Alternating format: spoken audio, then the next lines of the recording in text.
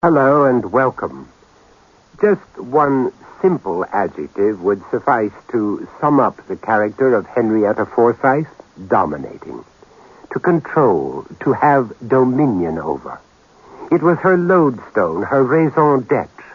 Immensely wealthy from birth, an heiress in her own right, she possessed an unswerving instinct for multiplying that wealth. It would have been a foolhardy stockbroker indeed who did not keep at least one wary eye on Forsyth Holdings. Holdings. The term was as appropriate as it was all-embracing. She held in the palm of her hand shipping, printing, textiles. These were the makings of her empire, an empire over which she yielded despotic control. She was also a cripple. The exact nature of her disability was a mystery. Her enemies, and they were legion, claimed she simply indulged herself in her wheelchair image. It became her throne. For those of her loyal subjects forced to look up to it, just one more symbol of her power and despotism. But for her own more immediate entourage, particularly her recently acquired husband, Carlos Mendoza, it stood for something more. Half her age, South American with an aristocratic background but no private means, Henrietta had simply indulged herself in him, a thoroughbred stallion. For his part, Carlos had reckoned he could accept the terms of the arrangement, but it was not to be. With the passing of time, he could only dwell on his own inadequacy, his own pathetic dependence on her. It was a throne that had to be toppled. Evelyn, I thought we'd arranged to slip down to the village for a drink. Well, as you can see, Her Highness arranged otherwise. But she had no way of knowing, surely. Do I detect a certain panic in his master's All voice? I meant was, as far as we're concerned... As far, but no further. That about sums it up. Oh, doesn't it? It's just that Put your mind at rest. She doesn't know. A certain instinct, perhaps, hence the chores. There's nothing that couldn't have waited, but idle hands. Idle work, I know. Hello, Mr. Company. Hmm? The damn great roars parked outside the front. Oh, Harley Street Brigade. Sorry. Oh, the medical fraternity come a-visiting. I thought she'd booted out. Hardly. This one comes highly recommended. He also has a knighthood, which probably means he'll last at least a fortnight longer than any of the rest. Ring for tea, will you? Yes. The great man must just have about earned his 100 guineas worth. You know the hell she pays if it isn't served promptly on the stroke of 4. Come here. I said come here.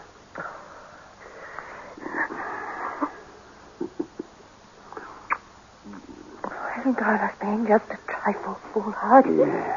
Yeah. Caution to the wind. There are times when there just doesn't seem to be any alternative. No choice. As far as Henriette and I are concerned, for God's sake, you know the way things stand. Oh, as well as anybody. Better than most. Signed, sealed, delivered. For God's sake! You're making it sound as damned official as one of those dreary contractual agreements I've just been sifting through. If you want to put it like that. Well? Well, it doesn't hurt anymore. How could it? And Henrietta spent half her waking hours reminding me of the fact. Come in.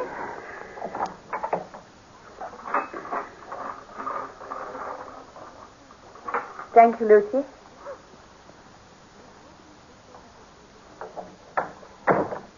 Shall I pour? No, better wait.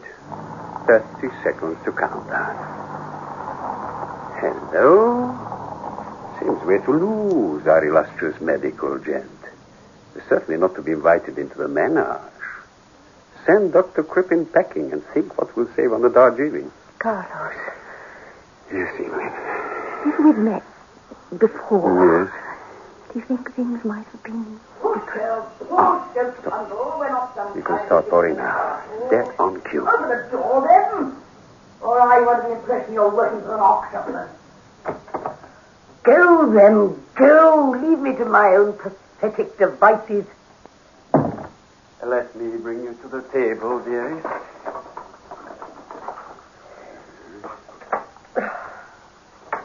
Your tea, Mrs. Mendoza. Think so, too.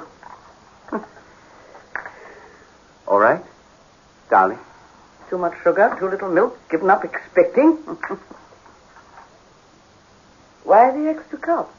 We thought the doctor might be joining us. An urgent summons. Some dreary duchess with a tempting migraine. How did the consultation go anyway? Consultation, no less. My, aren't we being grand? Well, he was suitably solicitous come obsequious. The usual quack twaddle. A change of scene. Get away from it all. Well, he could be right. He was. That's why I'm following his instructions. Oh? Did you know they just christened a liner after me? You did mention. The SS for size. Sweet of him, wasn't he? Of course, the fact that I own the line might just have had something to do with it. Anyway, a maiden voyage bound for South America. Sails in a week. Evening will make all the arrangements. South America? Oh, Carlo, darling, such a glum little face. I should have thought you'd be delighted. A chance to reacquaint yourself with your roots. Essential we never forget our roots, isn't it? Now I can see Evelyn has something on her little mind. Only to ask if you'll be wanting me to accompany you. Want? Positive top priority, my dear. One of the family. Just me, you, and Carlos. All the comforts of home. Carlo mio? Yes. Stop looking like a little boy just caught filtering the jam and pass me one of those patty sandwiches.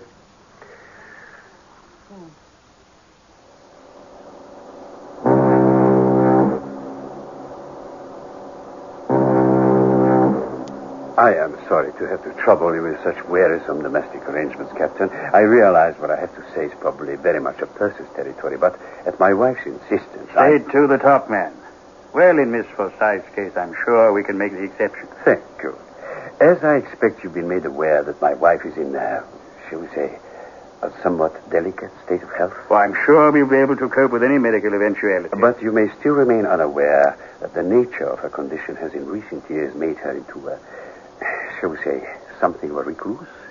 Privacy and anonymity are of the essence. I see. For that reason, she has asked me to decline her customary place at the captain's table, preferring to spend the voyage almost exclusively in the confines of her own suite. As she prefers. My wife is constantly attended by her personal secretary, Miss Vincent, so the need for steward service will be minimal. If you would prefer, we could change the original arrangements and offer Miss Vincent accommodation on the same deck. An adjoining cabin, even. No. One deck below will be perfectly adequate, Captain. Availability without proximity. The cruise being in the nature of a second honeymoon, my wife and I would prefer... But then I'm sure you'll understand. Perfectly. It's almost as though she isn't aboard my ship at all. Yes, it is. Isn't it? Which I find utterly unnecessary and faintly ridiculous. Self-imposed exile, my pet. Why on earth should you? If only because I predicted it would happen right from the outset. Did you really? I don't recall. Even on our honeymoon. Special circumstances. You know how you hate this damn stupid shipboard ritual. So I shall enjoy myself all the more when we arrive. Oh, now, stop pouting and let me fix your tie. Bend down. Besides, not as though for one moment I expect you to incarcerate yourself as well. Far from it. I'll be perfectly happy on my little own while you can... What? Well, now, how would the glossy brochure put it? Enjoy the vicarious delights of this floating pleasure drome. There we are. And come back here to suffer the petulant consequences? Your jacket needs brushing. Anyway, nothing of the kind. Why, I brought sweet Evelyn along. I don't see where the hell sweet Evelyn comes into it. Why did you bring her along anyway? We can't always be thinking only of ourselves, darling. God knows I worked the poor girl hard enough. Think of it as a reward. A golden opportunity to bring her out of herself. Knock some of the edges off her somewhat dowdy image. I'm relying on you for that, darling. Are you? But you know I am. I'll just finish dressing. Come. I hope I'm not intruding. The dinner call went some time ago. So it did, my dear. Carlos, you're keeping Evelyn waiting. Your supper tray. Will you have it now? Oh, just put it down. Any old place will do. But you seem rather nervous. You what? Yes, I suppose so. Well, you've no need to be. That new dress suits you to perfection. Quite the belle of the ball. Wouldn't you agree, Carlos? Of course he would. Carlos, be a pet. Get my silly trinket box in the bedroom. If I might suggest, I think something at the throat. No, I couldn't possibly. Nonsense. Thank you, Carlos. Now, what about this? The very thing. Carlos, dear, fix the class for Evelyn. I insist. Now, stand back and let me inspect the pair of you. Perfection. Positive perfection.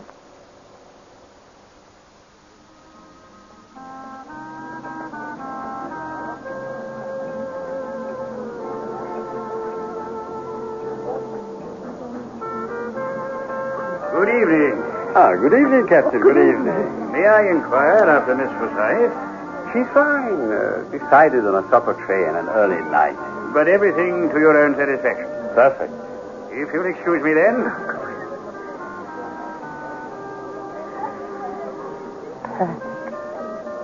Really is, isn't it? Perfect.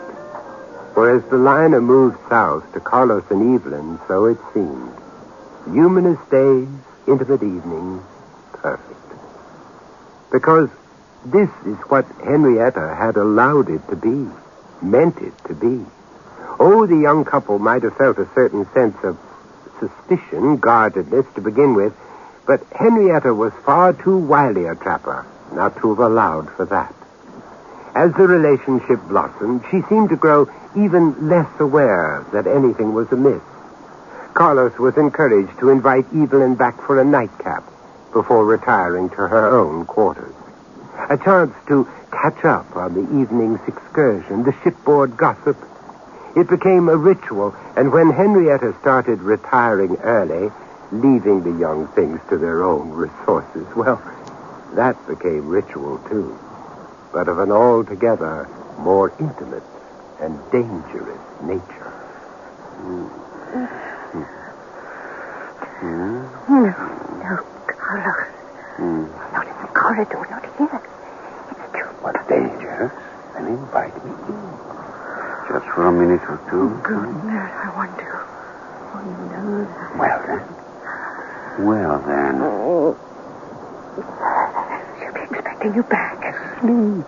No way of knowing. Hours ago. What? Here, let me.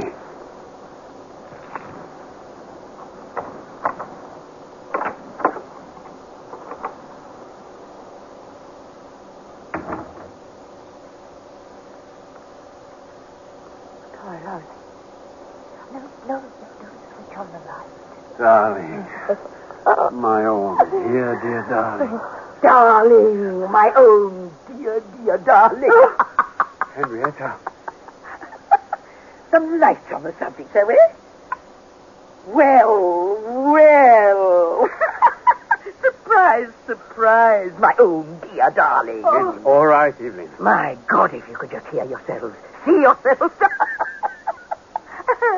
An interminable wait, but well worth the price of admission. I wouldn't have missed your pathetic charade for anything so too utterly banal, ludicrous. How the hell did you manage to... Come calling. Not even by invitation either. But I'm sure dear darling will forgive my inexcusable lapse. How? I walked. I quite simply put one little foot in front of the other and walked. Well, no way I could have maneuvered that ridiculous wheelchair down several flights of stairs, was there? No, of course there wasn't. You knew that. Counted on that.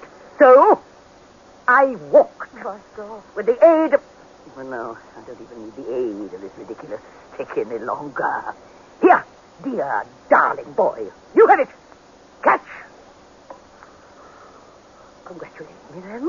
How long have you been able to? Several weeks before embarkation. The moment I despaired of doctors, I cured myself. Nothing miraculous. The motive, you see. Motive? To keep an eye on you, darling. And your very own dear darling, of course. Why, I insisted on the cruise. Nothing like a cruise for revealing, shall we say, suppressed intimacies. I carried on with the wheelchair image. It helped no end. Poor, pathetic Henrietta, wheelchair-bound, confined to her cabin. It made you drop your guard, confirmed what I'd really suspected. We were going to tell you. Tell me? Tell me what? That at long last you've found love, accepted responsibility, grown to manhood. Oh, not that, for God's sake. Not with all the goodwill in the world can good, poor, duped Henrietta be expected to swallow that. Please. Please, what? Deny? The evidence of my own eyes, ears, thwarted experience of the child. Don't ask it. Not even poor, duped Henrietta can be expected to deny that. A sniveling brat. Child man. And his pathetic, washed-out... Please, don't... Bought, paid for, raised from the gutter to be returned to the gutter. The unstuddable stud and his whinnying whore. Please. Past prime, burnt out, a toy, Please. a plaything, to be taken from his shelf, patted and petted, No. made or broken, when I decide. Never before. Only when I... Stop it! Stop it!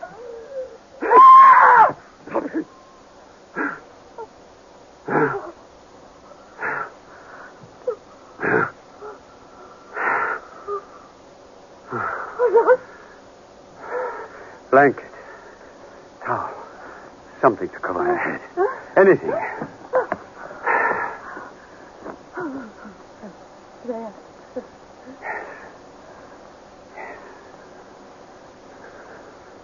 Something the captain said.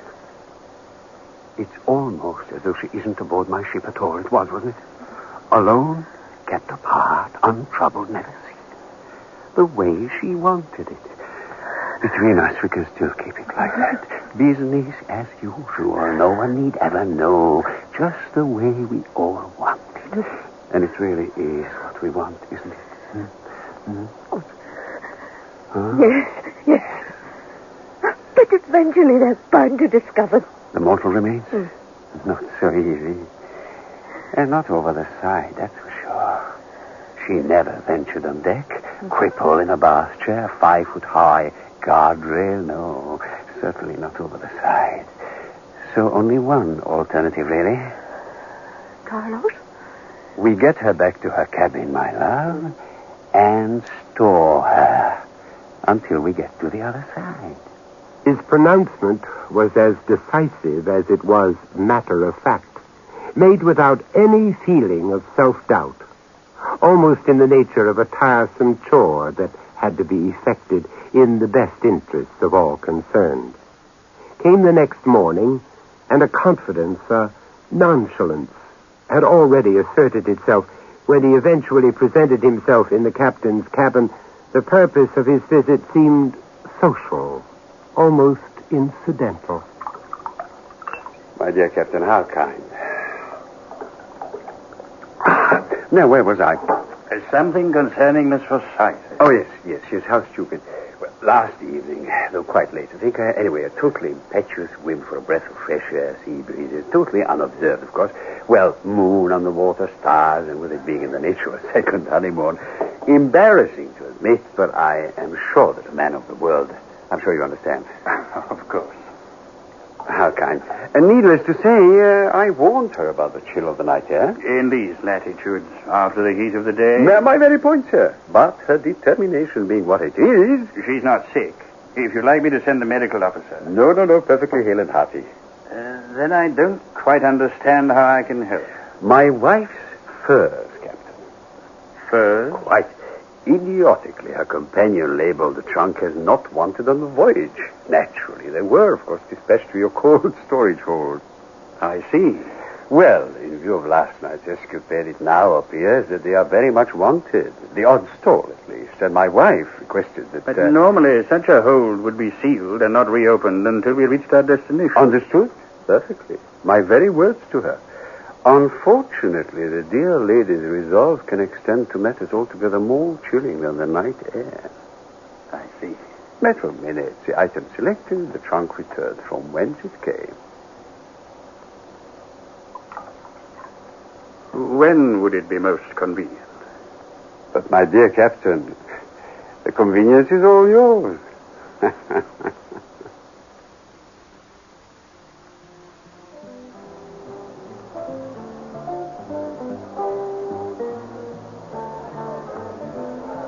Evening, my dear. How nice. I thought you would never get here. That something must have gone wrong. Wrong? What could possibly go wrong? Please don't look so tense, my dear. People will think there's something to hide. Mind if I smoke? What did keep you? Oh, nothing in particular. The captain needed just the tiniest arm twist, and it was plain sailing. And the old fool would try making amends by pouring large measures of scotch down me. Anyway, I don't sooner got back to the cabin than the steward fellow arrived with the trunk. I didn't ask him in. It might all have come as a rather nasty shock to him. And were you able to... Eventually. Tight squeeze, as a matter of fact. Poor Henrietta. A sedentary life, you know. She never did give a damn about poundage. I had to give the steward a helping hand to get it back on his little trolley thing. But he must have noticed. The faintest trace of a bushy, raised eyebrow. Some surplus stuff we found we need never have packed in the first place, I said. The large tip did the rest. And now? Now we keep the cabin door very firmly locked and behave exactly as we have always done. Business as usual, just as if the dear departed were still with us. Routine. You check her share prices on the ticker tape machine, transmit her business transactions on the ship to shore, pass on her complaints about the breakfast tray, the same dull drudge. Well, you should be expert. And in 3 days' time, when we get to Rio? You take her place, my sweet. Heavily veiled, incognito to the very end, a tiresome, complaining virago in a wheelchair. Gently trundle down a gangplank to a waiting private ambulance, and from hence to the baroque splendor of the Hotel Majestica. Oh, one small point. The eccentric old dear will be taking a small attaché case containing her liquid assets with her, of course. Jewelry, traveler's checks, the odd little extra that makes life worth living. But what if there are problems at passport control? My dear, a country that has given sanctuary to countless Nazis and has the poorest economy in the world is hardly going to bother about admitting a sick, eccentric millionaire. When will you join me? After I've checked that all the luggage has been unloaded. I see. I'm sure you do. The trunk will come to the hotel with the rest of the stuff. We'll simply confine the great lady to her hotel suite until we decide to take a little drive into the interior. My dear Evelyn, do you have any idea of the size of this country? Huh? There's bound to be some little corner.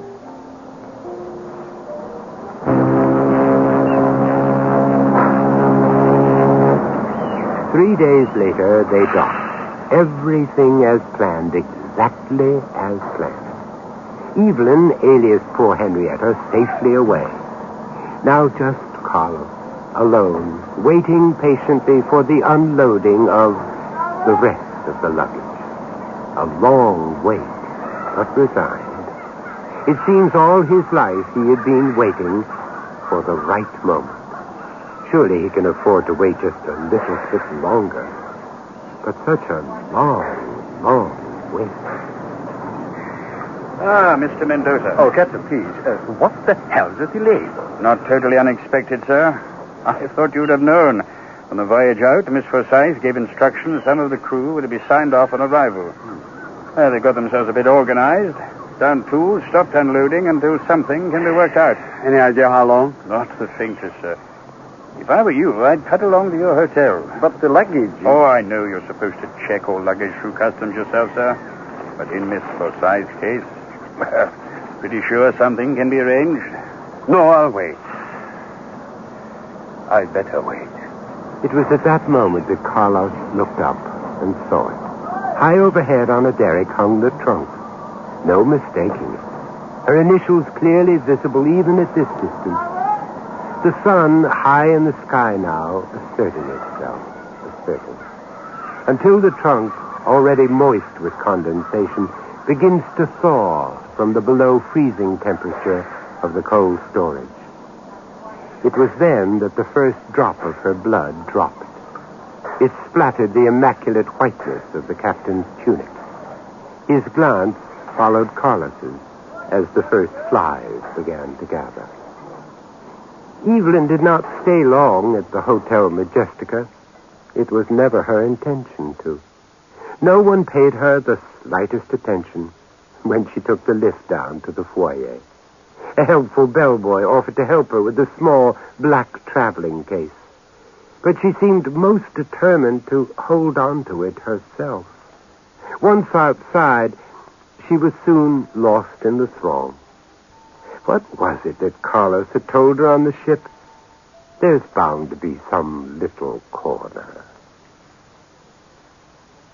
That was Not Wanted on the Voyage, starring Margaret Courtney as Henrietta, Shandor Ellis, Carlos, and Sheila Grant, Evelyn, with Henry Stamper